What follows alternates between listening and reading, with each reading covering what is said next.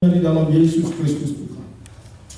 Ya Bapa, pada pagi ini kami datang kepadamu, mohon lagi anugerah-Mu kiranya menyertai kami. Dan juga dalam acara wisuda, menampakkan Tuhan bahwa Engkau hidup, Engkau berbicara, Engkau berfirman.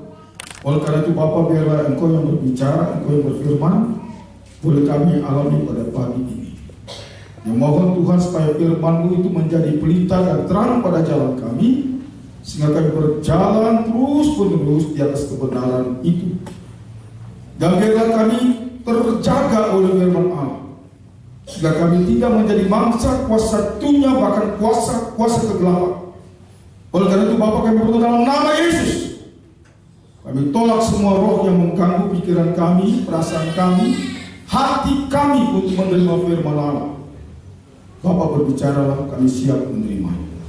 Tuntunlah kami oleh Roh Kudus, supaya kami baik hamba-Mu yang menyampaikannya dan kami yang mendengarnya, sama-sama kami diberkati oleh Tuhan. Di dalam nama Tuhan Yesus Kristus kami naikkan doa ini. Amin. Shalom.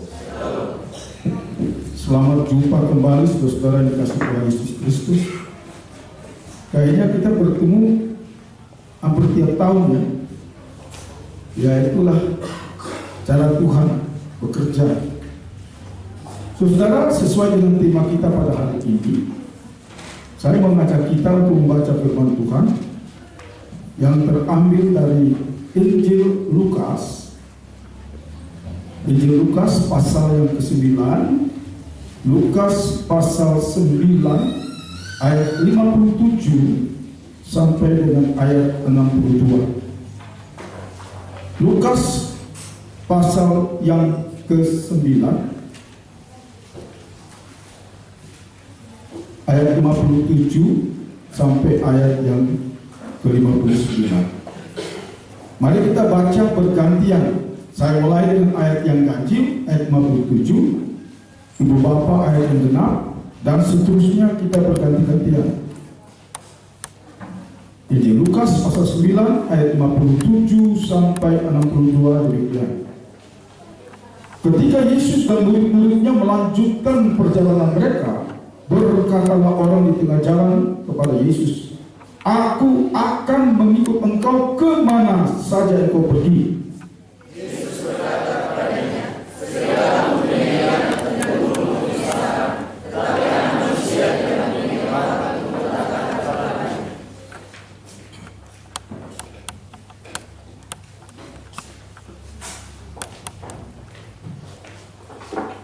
Lalu ia berkata kepada seorang lain, "Ikutlah aku." Tetapi orang itu berkata, "Izinkanlah aku pergi dahulu menguburkan Bapakku." Yesus berkata kepadanya, "Tidaklah kami menguburkan Bapakmu, tetapi kau tinggallah berkata-kata." Dan seorang lain lagi berkata, "Aku akan mengikut engkau ya Tuhan, tetapi izinkanlah aku pamitan dahulu dengan keluargaku."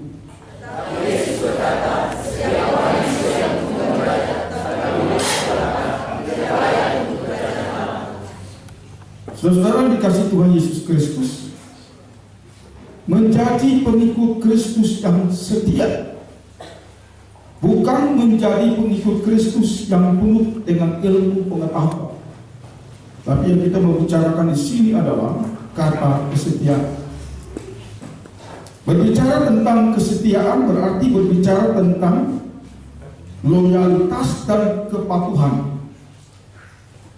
Siapa saja dapat menjadi pengikut Kristus, tapi yang paling penting yang perlu dipertanyakan, apakah ia adalah pengikut yang setia? Kata setia dalam bahasa Yunani hopistos, dalam bahasa Inggris trustworthy, yaitu orang yang dapat dipercayai karena loyalitasnya dan integritasnya, komitmennya dan motivasinya jelas. Banyak orang yang dipanggil tapi sedikit yang dipilih. Mungkin kalimat ini cukup keras dan jelas. Dalam teks ini yang tadi kita baca, Yesus menjelaskan tentang ciri-ciri pengikut Kristus yang setia. yang dengan jujur mengambil keputusan untuk menjadi murid dan pengikut Kristus yang setia dan siap menghadapi konsekuensi-konsekuensi yang ada. Yang pertama kita lihat, tuntutan Yesus ialah setia seperti Yesus kepada Bapanya yang mengutusnya. Di situ kita lihat ayat 57 sampai 58 sangat diuraikan dengan jelas. Bahkan kalau kita baca dalam Injil Matius pasal 8 ayat 19 dikatakan, lalu datanglah seorang ahli Taurat,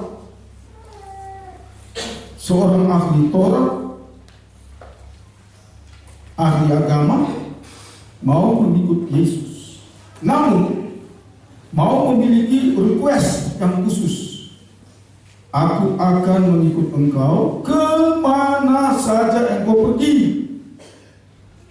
Dalam terjemahan dari LEB, yaitu terjemahkan Literature English Bible, and I will always follow you no matter where you go. Jadi orang ini mengikut Tuhan dengan motivasi di mana ada Yesus, dia ada di situ. Akan mengikut engkau, yang sayangnya kalau kita baca dalam bahasa Yunani dipakai kata akoluteo, bukan matetes. Akoluteo itu berarti aku akan mendampingi engkau, aku akan menemani engkau. Orang ini hanya mau menemani. Ini menunjukkan pengikut Tuhan, tapi tidak sampai tuntas. Memang betul mau menemani. Motivasinya jelas, hanya mau menemani jika keadaan baik. Tetapi jika keadaan yang berubah, mungkin tidak akan menemani lagi. Itu yang dilakukan seperti Petrus ketika Tuhan sedang menuju kayu salib. Waktu banyak mukjizat, menyenangkan juga, apalagi waktu di atas gunung itu ya, Petrus sangat berkesan. Tapi ketika Tuhan ditangkap dan dibawa ke pengadilan dan menuju kepada kayu salib, Petrus menyangkal Tuhan sampai dibuka. Nah, ini konsep orang ini. Tempat, saudara, mau setia tapi tergoda oleh tempat. Tempat itu bisa kedudukan, tempat itu bisa juga harta kekayaan. Itu tempat. Itu sebabnya banyak pendeta ketika dia mengikut Tuhan, baik hamba Tuhan, baik pendeta, ikut Tuhan yang luar biasa. Tapi di akhir dari pelayanannya, dia sudah tergoda dengan kedudukan. Kalau perlu dia pakai trik-trik politik untuk naik menjadi orang yang punya tempat yang dituju, tempat yang merupakan sasaran utama, bukan kerajaan Allah sebenarnya, tetapi tempat. Dan bukankah banyak juga yang tergoda oleh materi? Pernah satu kali ada seorang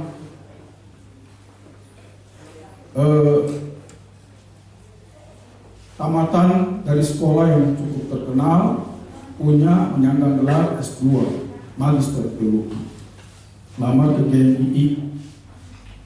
Ditanya sama dia, "You siap 3 hari tidak makan?" "Loh kok itu Pak? Ini hanya menguji mental." "Siap nggak 3 hari nggak makan?"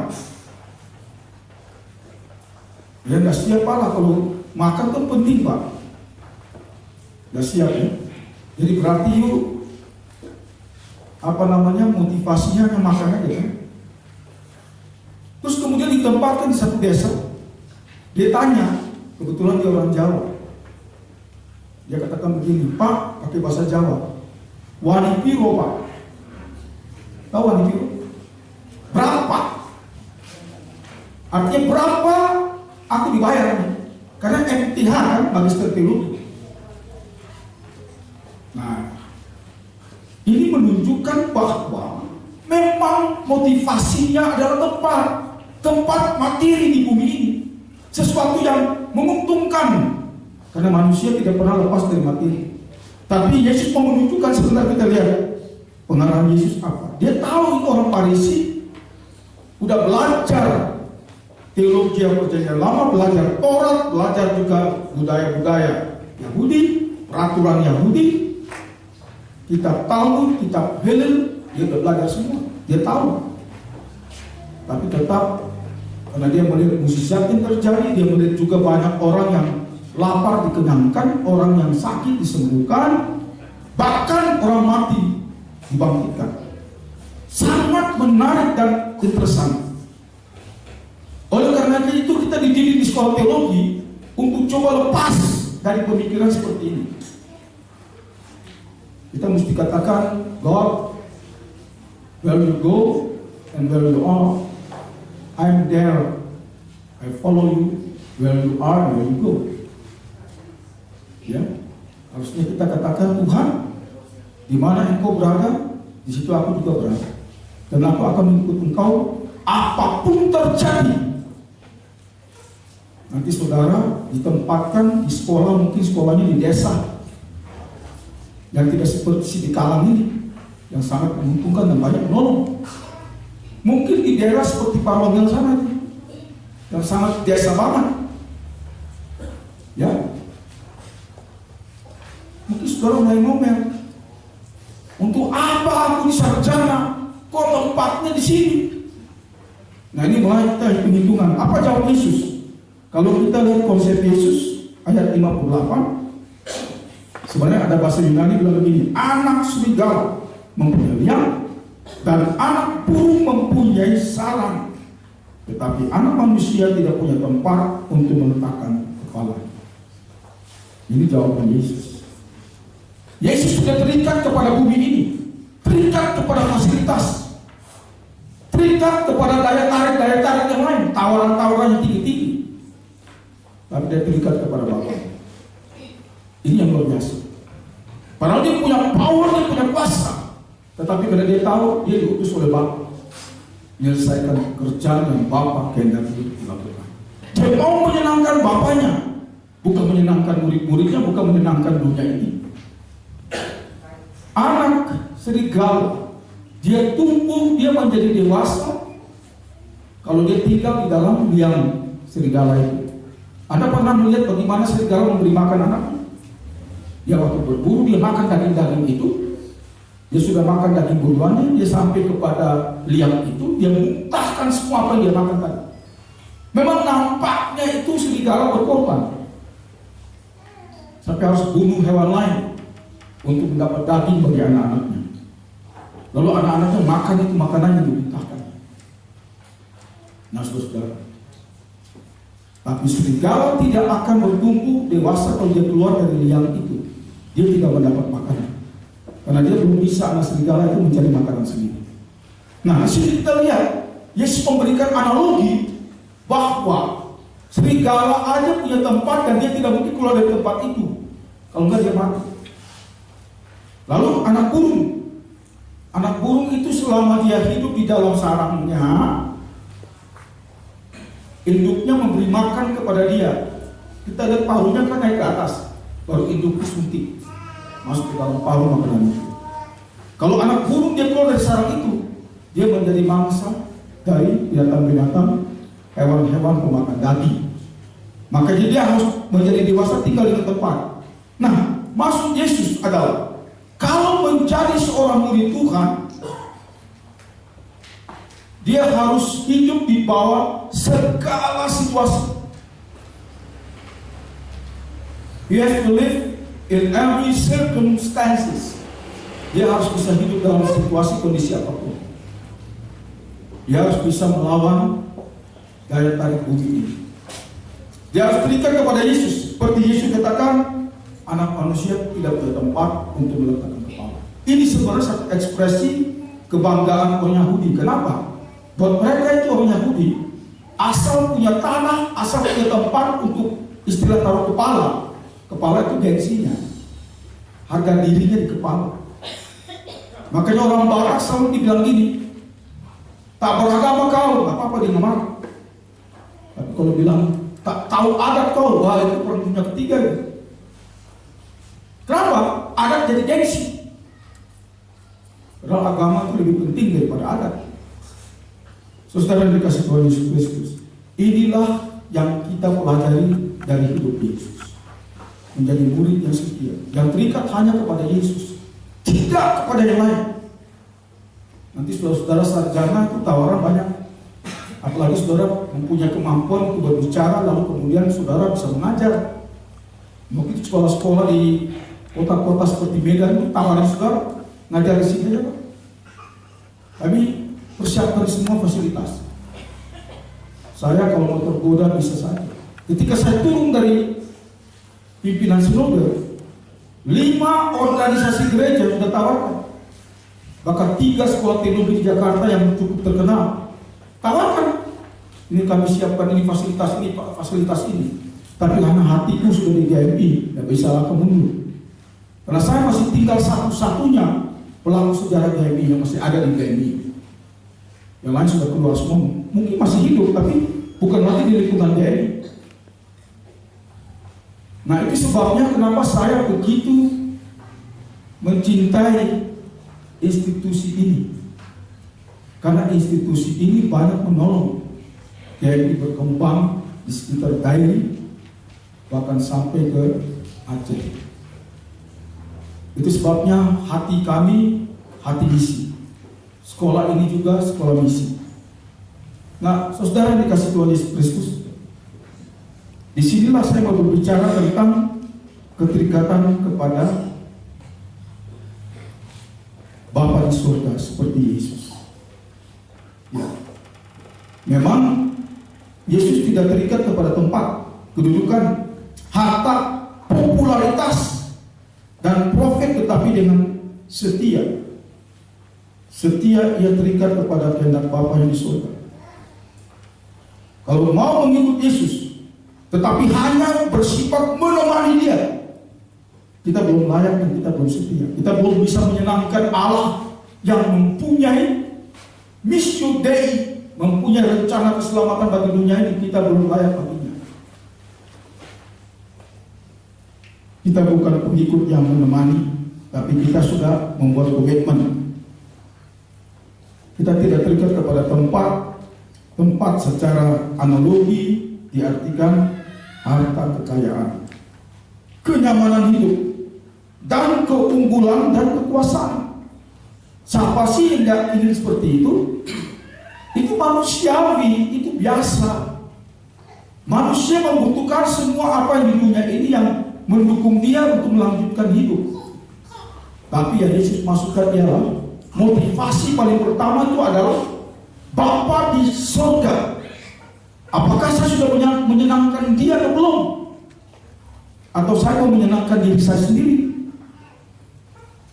Saya kira ketika institusi ini dimulai,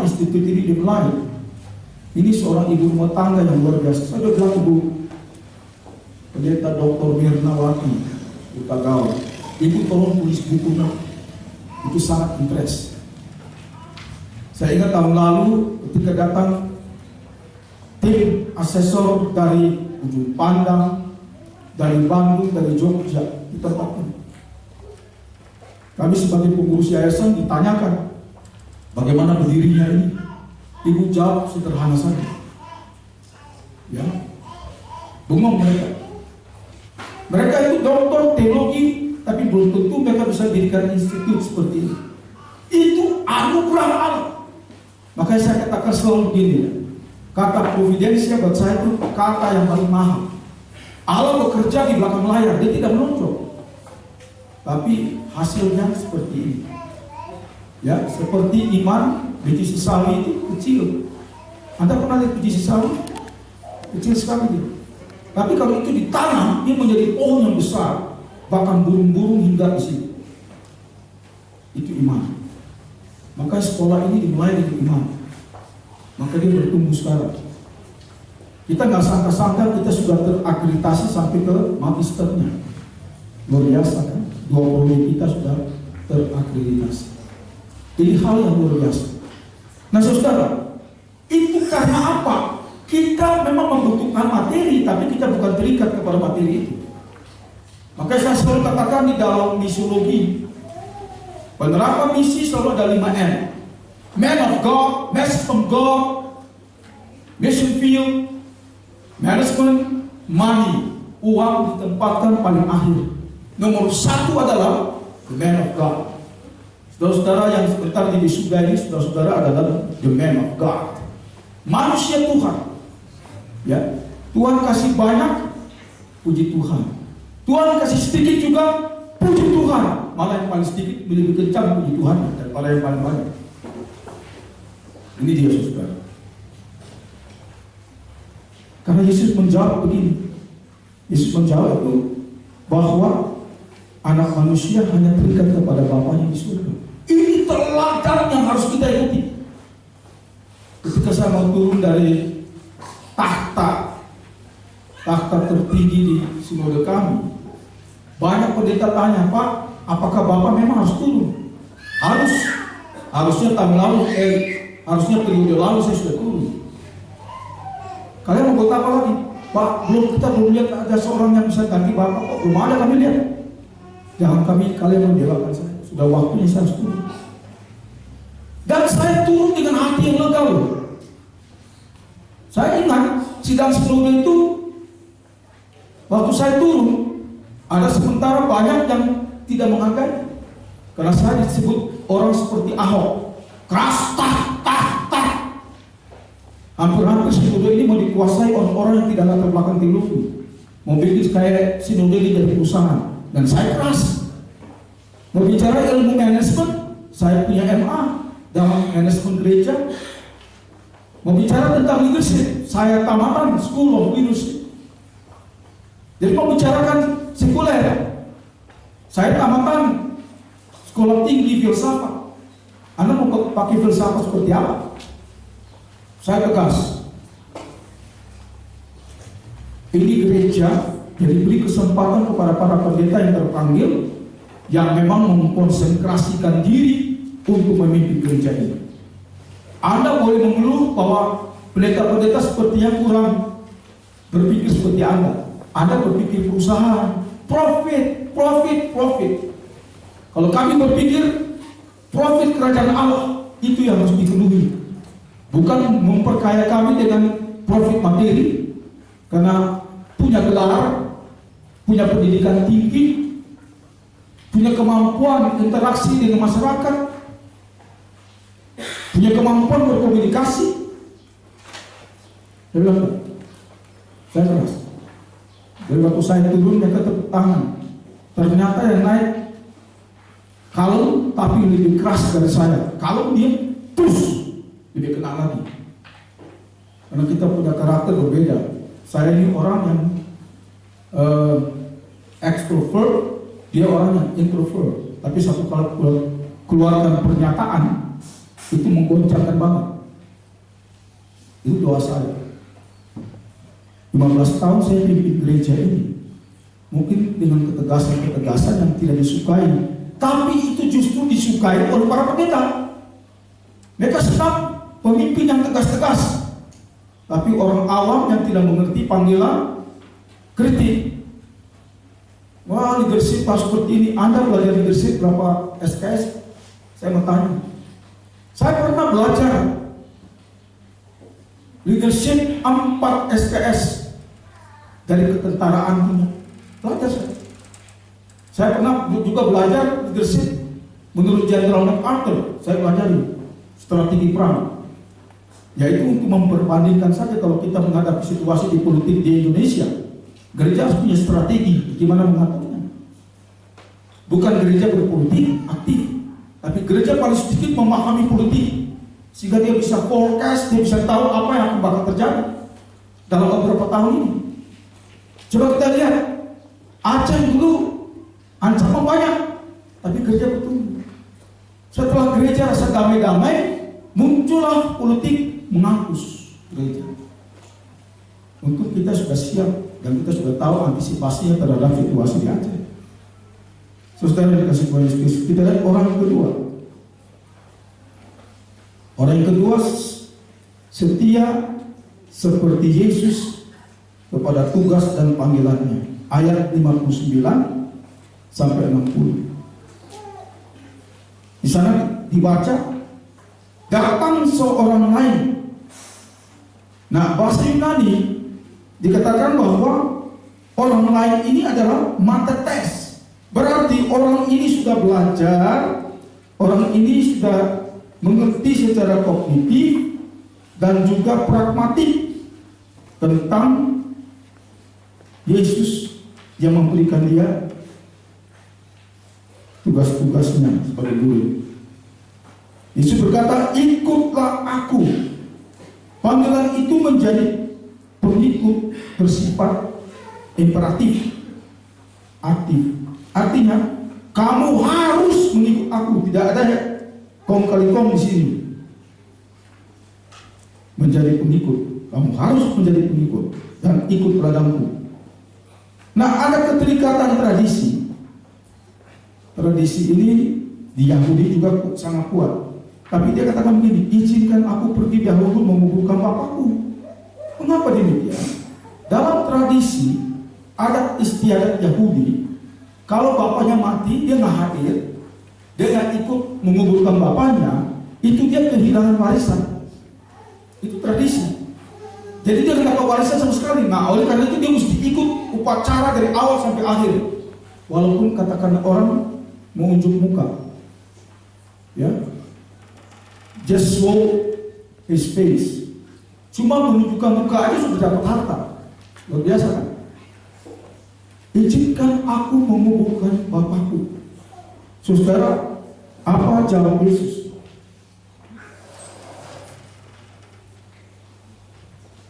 Biarlah orang mati menguburkan orang mati. Dulu saya pikir, kok Yesus kejam banget sih. Masa orang mati kuburkan orang mati, itu berarti bapaknya suruh kubur diri sendiri. Tapi sebenarnya terjemahan ini dalam bahasa Indonesia kita kurang tepat. Karena dalam bahasa Yunani ada 3 istilah yang digunakan untuk kata mati, yaitu kata thanaton, yaitu kematian secara fisik. Lalu anaresis, yaitu mencabut nyawa. Nekros, itu kematian rohani terpisah dari Allah. Dalam The New Living Translation dikatakan, let the spiritually dead bury their own dead. Itu benar. Jadi terjemahan tepat, karena yang dipakai di sini nekros. Artinya orang yang mati rohani, biar dia kuburkan dia punya kematian rohani sendiri. Saudara, saya tidak anti tradisi, tapi kadang-kadang ada tradisi bisa mematikan kerohanian kita. Gara-gara tradisi kita tidak melakukan upacara gereja, kita lupa. Malah adat kita akan tinggi-tinggi. Saya lama di Tarukun, 1 tahun lebih, 14 bulan, dan saya pelajari itu. Kan di Toba ini orang Tarutung lebih duluan maju. Tapi Anda salah, bukan orang Tarutung lebih duluan maju. Orang selatan lebih duluan maju. Orang Bunga Bondar, orang dari Sipiro, itu mereka lebih dulu, mereka sekolah di Padang, sekolah Belanda. Tarutung masih kafir. Buktinya misioneri dimakan kan 2 orang tuh. Ya. Tapi saya bilang, hal yang sangat membuat itu desa itu nggak maju-maju atau kota itu nggak maju-maju. Kenapa? Karena tradisi di atas, keagamaan itu nomor 2, keimanan nomor 2. Makanya orang Batak punya filsafat itu hamoraun, hagabeol, agana, Hasan Napon. Ini kadang-kadang kecepatan ngomong dia sudah lupa lagi. Nah, orang Batak itu nomor 1 di atas. Dia lupa satu hal. Ketika saya baca bukunya Mumersa, ketika dia membuat Dalina Tulu, itu Mumersa yang buat. Dia buat strateginya, dia buat juga susunannya bagus. Sehingga orang Batak nggak saling baku hantam. Semua jadi raja. Nah itu. Dia tulis itu ada 4 tiang, bukan 3. Yang keempat itu dia tulis haporsiaum. Itu yang hilang, keimanan. Walaupun you kaya, you harus beriman.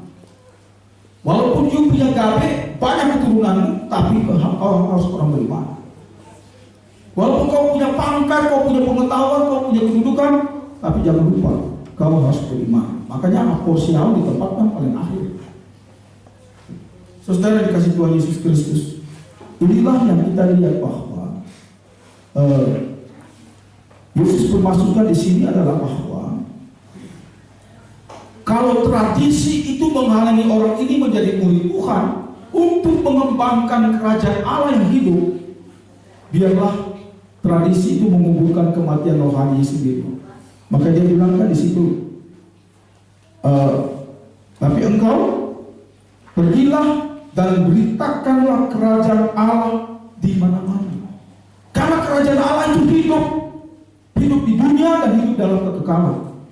Itu sebabnya kita beritakan hidup dalam kekekalan. Inilah yang menguji kesetiaan kita. Ya. Jangan sampai kita menjadi pelayan Tuhan, baik di pendidikan, baik di gereja nanti. Kita lebih fokus kepada budaya. Budaya penting. Kita lebih fokus kepada peraturan kemasyarakatan, tapi kita tidak fokus kepada kerajaan Allah. Kerajaan Allah itu akan mendukung semua, baik budaya, baik hidup sosial, itu kerajaan Allah. Kalau dalam Kristiani harus begitu. Seorang profesor doktor namanya George Kraft, itu pernah jadi dosen saya ketika di Amerika. Dia berbicara tentang budaya surgawi dan budaya suku-suku. Bagaimanapun itu, makanya usaha dalam misi itu adalah bagaimana memasukkan budaya kerajaan Allah di tengah-tengah budaya. Itu yang membuat berhasil di Indonesia. Dia berhasil. Karena sebelum dia berbicara tentang gereja dan hal-hal rohani, dia bangun dulu sekolah-sekolah. Cerdas sekali orang barat. Kalau otaknya udah cerdas, itu gampang dirubah oleh Roh Kudus. Mengubah paradigma, merubah mindsetnya, dirubah. Maka dia tahu apa itu kerajaan Allah. Baru dia berbicara tentang gereja, dia bangun gereja. Di situ orang Batak mulai cerdasnya di situ. Jadi 3 kecerdasan itu terjadi serentak dalam hidup orang Batak. Cerdas secara kognitif, cerdas secara emosional, dan cerdas secara spiritual. Saudara dikasih Tuhan Yesus Kristus, itu sebabnya engkau pergi memberitakan kerajaan Allah di mana-mana. Kerajaan Allah adalah kerajaan hidup. Karena dipakai di sini kata Zoe. Zoe itu hidup sekarang dan hidup sampai yang akan datang. Makanya orang Kristen itu bukan hidup bios doang, tapi hidup Zoe. Dia sekarang menerima hidup kekal dan dia dibawa terus sampai kepada kekekalan. Ini yang kedua. Jadi kalau menyenangkan Allah, senangkanlah Allah dengan panggilan seperti ini. Sebagai murid, lakukanlah seperti apa yang Yesus maksudkan. Lalu kita lihat tantangan dalam kehidupan menuju kekekalan. Tugas orang Kristen adalah memfokuskan kehidupan kepada kekekalan, bukan mengurus hal-hal yang fana, tetapi urus yang bakal. Karena ini sekolah membawa orang untuk menuju kepada kekekalan. Kalau dia sudah menjadi sarjana, dia menjadi sarjana Allah Tuhan, membawa orang kepada kekekalan, membawa orang kepada kerajaan Allah. Makanya lewat pendidikan dia lakukan itu, lewat gereja dia lakukan itu, lewat misi penginjilan apalagi. Ya. Nah, pemberitaan kerajaan Allah hidup membawa kepada tujuan hidup. Marilah kita melepaskan diri dari hal-hal yang mematikan dan fokuskan diri kepada hal-hal yang menghidupkan. Jangan hal-hal yang sekunder kita jadikan itu primer. Akhirnya tujuan kita dipanggil, tujuan kita belajar, dibentuk di sekolah ini jadi kabur. Saya berdoa supaya tamatan STTOI di mana-mana menjadi teladan.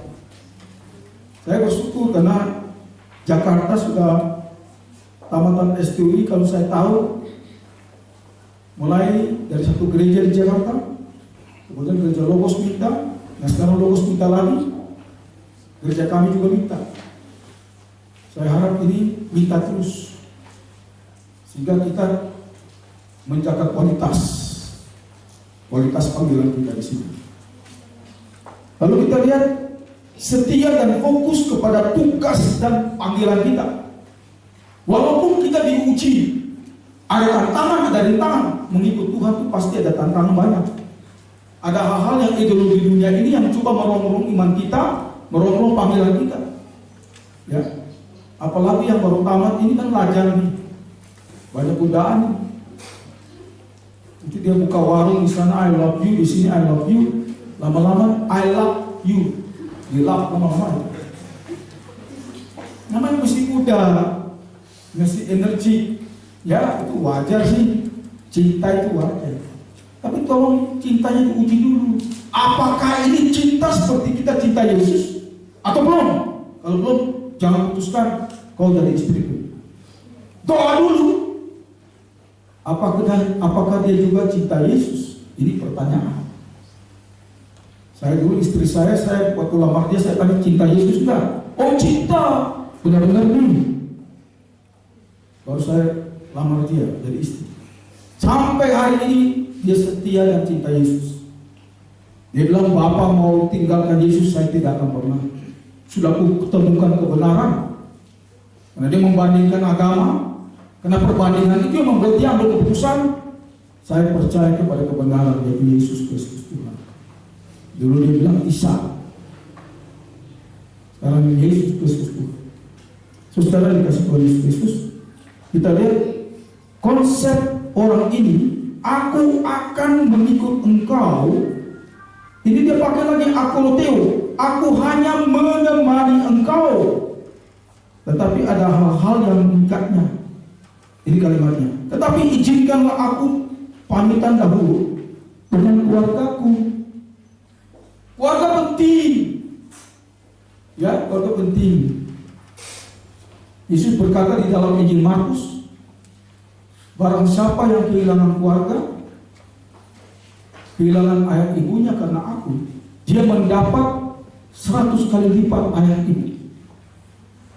Istri saya ketika dia mau ambil keputusan untuk menjadi pengikut Kristus, keluarganya membunuh dia, bahkan keluarga buang dia dan tidak diakui.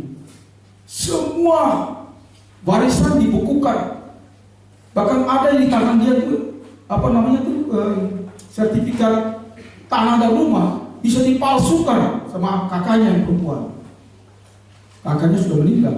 Di akhir dia mau meninggal, dia masih telepon anaknya, tolong bibi itu mana? Kalau orang Sunda bibi itu adik perempuan yang paling bungsu. Mungkin sama dengan orang Karo ya. Adik perempuan yang paling bungsu. Sebelum dia putus napas dia tanya, di mana itu bibi?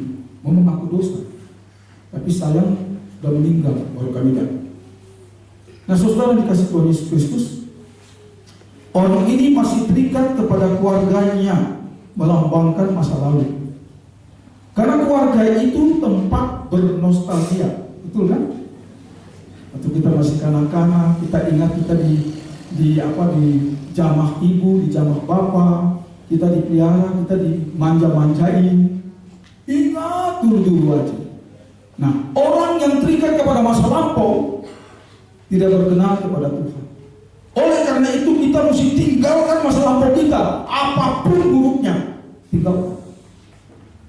Dan mulai hidup yang baru dengan Yesus dan melakukan pekerjaan yang baru. Saya ini bukan bukan ahli ilmu kebinatangan. Ya. Dikasih analogi tentang sapi kalau dia membaca, jangan seperti sapi yang membaca lalu diam. Makanya saya waktu di Jawa Tengah, saya dulu praktek di sana di Bojonegoro. Sapi-sapi itu punya kacamata yang tutup sapi begini. Saya tanya sama Pak petani itu, Pak, kenapa pakai kacamata semua? Begini Pak, kalau dia tahu di belakang ekornya ada sesuatu yang lain, dia akan berhenti dan dia hanya lihat ekornya terus, dia tidak akan maju. Oh, makanya pakai kacamata. Ya mungkin kita sama dengan sapi kali ya. Waktu dipanggil Tuhan, kita sudah nggak lihat lagi. Kita cuma tahu ada ekor di belakang. Nggak ada lebih dari itu. Tapi kalau ketika kita tahu ada sesuatu di belakang, yaitu beban Injil, beban pemberitaan, kita mulai lihat dia terus nih. Jadi ingat nostalgia dulu. Apalagi nostalgia waktu di keluarga itu enak-enak banget. Ya. Atau ada yang punya nostalgia cinta. Belum pernah pacaran tapi 10 kali patah hati, gimana ya? Dan itu menjadi nostalgia terus. Jadi dia mau lihat satu wanita untuk didoakan, ingat nostalgia dulu. Padahal belum pernah pacaran tapi 10 kali patah hati. Nah, ini yang susah ini kalau kayak gini. Mungkin dia perlu konseling dari saya mungkin. Bagaimana caranya mendapat teman hidup yang tepat dan pacaran yang paling tepat seperti apa pacaran Kristen. Saya dulu pernah tulis buku tahun 81 kalau nggak salah, nggak tahu bukunya masih ada apa enggak, tentang pacaran di dalam terang Alkitab. Ada pacaran dalam terang Alkitab, ada, bukan pacaran duniawi. Pacaran dulu dengan doa dan penyembahan luar biasa. Itu malah lebih kuat nanti waktu menikah, itu lebih kuat karena dia sudah mulai bangun mesbah.